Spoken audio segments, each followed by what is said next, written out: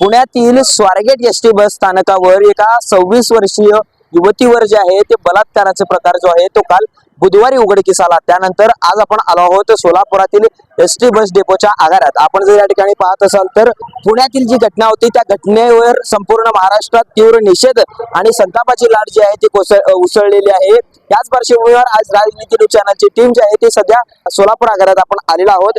या ठिकाणी आपण काही महत्त्वाच्या गोष्टींचा आढावा या ठिकाणी राजनीती न्यूज चॅनलच्या टीम मध्ये आपण या ठिकाणी पाहणार आहोत। आपण जर पाहत असाल तर या एसटी एवढी मोठी बस स्थानक आणि बस आगार आहेत।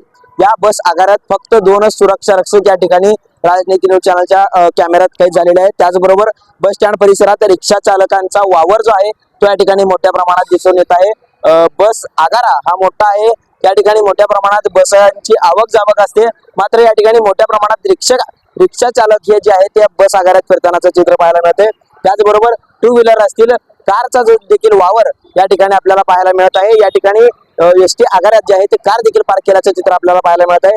त्याच ठिकाणी आपण पाहत असाल तर मोठ्या प्रमाणात एसटी आगारात जे आहे ते अंधार असल्याचं चित्र आपल्याला पाहायला मिळत आहे। मोठ्या प्रमाणात एसटी आगारात अंधार आहे। त्या ठिकाणी अंधारात प्रवासी व त्याचबरोबर बस ड्रायव्हर आणि कंडक्टर हे उघड्यावर शौचालयात जातानाचं चित्र देखील राजनीतीच्या कॅमेऱ्यात काही झाल्याचं चित्र आपल्याला पाहायला मिळत आहे।